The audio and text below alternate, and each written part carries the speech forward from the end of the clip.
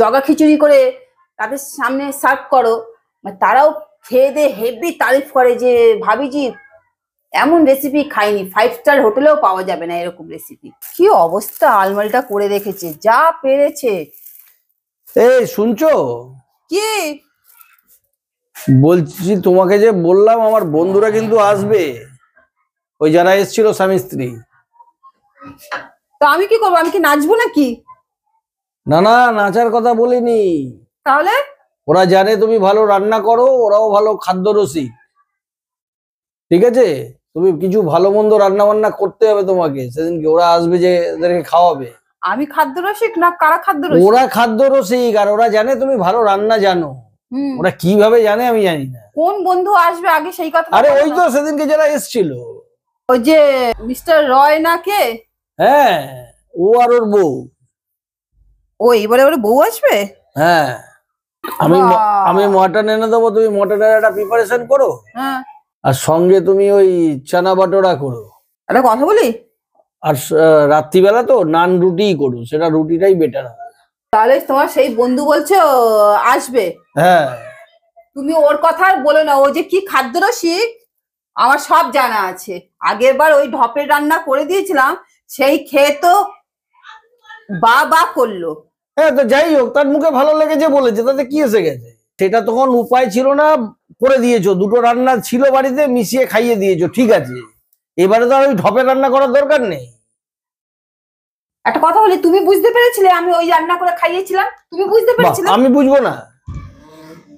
কি করে বুঝেছো? আমি তো খাইয়ে দিলাম, তুমি কি করে তুমি বুঝলে? আমার চোখের সামনে খাইয়ে দিলে। ওরা যখন তুমি বললে ওদেরকে কি রেসিপি, তখনই আমি বুঝে গেছি কি কেস। রেসিপির নাম শুনলেই তো বুঝতে পারবো। তার একদিন আগেই আমার বাড়িতে কি হয়েছিল। বাবা, মনে হচ্ছে তুমি যেন সব জানতা হরিদাস পাল। শোনো শোনো, তুমি সবাইকে বোকা বানাতে পারবে, অন্তত এই বান্দাকে পারবে না। বলো না, আমার সাথে থেকে থেকে তোমার এটা হয়ে গেছে, অভ্যাস হয়ে গেছে তোমার ঢপের রান্না খেয়ে খেয়ে। তোমার সাথে থেকে থেকে না, ঢপের মানুষকে পেয়ে এই যে তুমি ঢপের কাজগুলো করো, এতে আমি বুঝে গেছি কোথায় তুমি 2 নম্বরটা করতে পারো। কিন্তু তুমি যদি এটা প্রথম থেকে না করতে, তাহলে আমার বোঝার ক্ষমতা থাকতো না। এখন আমি খুব সহজে বুঝে যাই। হ্যাঁ, বুঝবে তো। শোনো, দিদি ভাইও বুঝতে পারিনি। দিদি ভাইয়ের দিদি তখন আমার গায়ে আমাকে হাত বুলিয়ে বুলিয়ে জিজ্ঞাসা করছে, কিভাবে বলো না এই রান্নাটা করেছো, কিভাবে?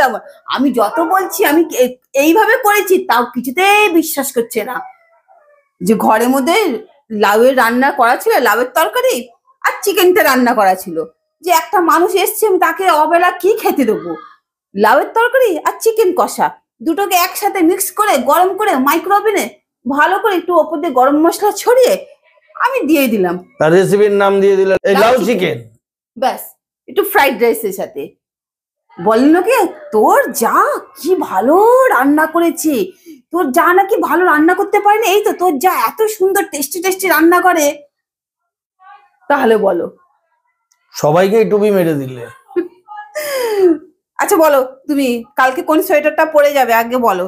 এতগুলো তো বার করলাম, গেঞ্জি বার করেছি, গরম গেঞ্জি। ও ঠিক আছে, রাখো না, এখন আমার সোয়েটারের দরকার নেই, এখনো সেরকম ঠান্ডা পড়েনি। এগুলো সব হালকা ঠান্ডার সোয়েটার, এগুলো কোনো ভারী ঠান্ডার জিনিস না। ঠিক আছে, ওখানে একটা রেখে দিলেই হবে, কারণ এখন আমার এত ঠান্ডা লাগছে না, আমার এক গেঞ্জিতেই হয়ে যাচ্ছে। গেঞ্জিতে তাহলে এই গেঞ্জিটা বার করে রেখে দেবো। হ্যাঁ, একটা গেঞ্জি পরলে ফুলাতা হয়ে যাচ্ছে। তাহলে এই গেঞ্জিটা বার করে রেখে দিচ্ছি।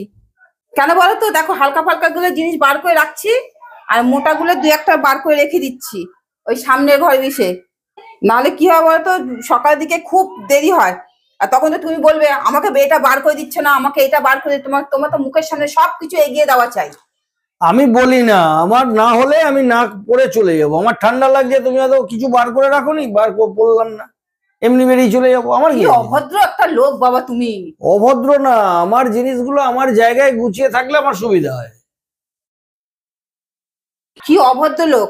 আমি বেরোবার সময় আমাকে কে কি এগিয়ে দেয়? কেউ এগিয়ে দেয় আমাকে?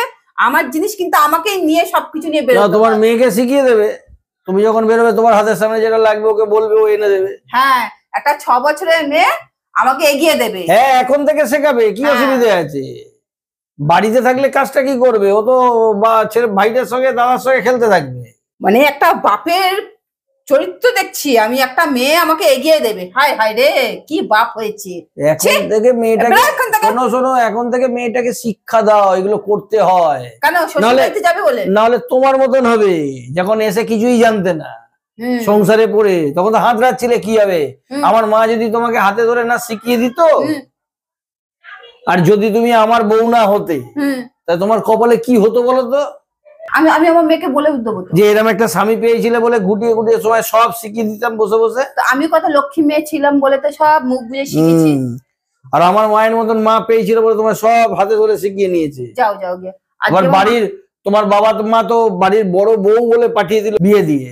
একটা কথা বলি, দেখো তুমি কি একটু চাটা বসাবে? আজকে একটু চাটা বসা। আমি দেখো চায়ের নেশা নেই, কিন্তু এই এখন না আমাকে রোজ আমাকে শীতকালে চা খেতে হচ্ছে। এখন নতুন একটা অভিনয় শিখেছে, রোজ রাত্রে আসলে নাও চা করে দাও। এই শীতকালটা কেন বলো? ঠিক আছে, এই মেট্রোতে আসলেই আমার চা লাগে খেতে। এই ঠিক আছে বাবা, আমি যাচ্ছি। আর তুমি চাটা বসাও। এই না পাঠালে না এই বক বক করেই যেত, তাহলে বললেই মোটাগুলো পড়বে না। নাও। ও বাবা চাকু নিয়ে চলে এলে? আমার তো এগুলো এখনো সরানোই হয়নি। কি করছিলে? আরে ওই ঘরে গেলাম একটুখানি। নাও বাবা, একটুখানি ওই ঘরে গেছিলাম। বাবা এই চাটার জন্য সত্যি মাথাটা আমার ছাড়বে। দেখলে তো আজকে আমার লক্ষ্মী সোনা চা করে নিয়ে এসছে। চায়ের সাথে যে একটু বিস্কুট দিতে হয় এটাও জানো? ও বিস্কুট খেতে হবে, কি হবে? হায় হায় রে, ও বিস্কুটও খাবে? থাক দিতে হবে না, চাটাই এই রাত 9:30টার সময়। ঠিক আছে চা দিয়েছো, চাটাই খাই। না বাবা বলেছো নাও, খাও। একটু জল এনে দাও, বিস্কুট লাগবে না, একটু জল এনে দাও। বিস্কুট লাগবে না, জলের বোতল দাও, জলের বোতল দাও। বাবা আজকে আমার বর আমাকে চা বানিয়ে দিয়েছে, কি লক্ষ্মী ছেলে। ওর হাতের এই চাটা খাই, খেতে খেতে তোমাদেরকে একটা কথা বলি। ও যে বললো ওর বন্ধুটা আসবে, ওর বন্ধুটা মাঝে মাঝে এরকম বলে যে ভাবিজি তোমার বাড়িতেই যাব। ওরা হচ্ছে প্রবাসী বাঙালি, তাই তো? ওরাও তো প্রবাসী বাঙালি। তো মাঝে মাঝেই বলে যে আসবো আমাদের বাড়িতে। তো আবার কলকাতায় এসছে কোনো একটা কারণে মনে হয়, তা আসলেই বলে আমার হাতে খাবার খাবে। জানি না ওই দিন ওই ঢপের রান্না খেয়ে এতই ওদের ভালো লেগে গেছে, সেই রান্না খেতে আবার আসছে। তা আবার আমি ঘরে সেই দিন কি থাকবে আমি জানি না। যদি সেদিন ছুটি করতে পারি নিশ্চয়ই আমি ভালো মন্দ রান্না করব।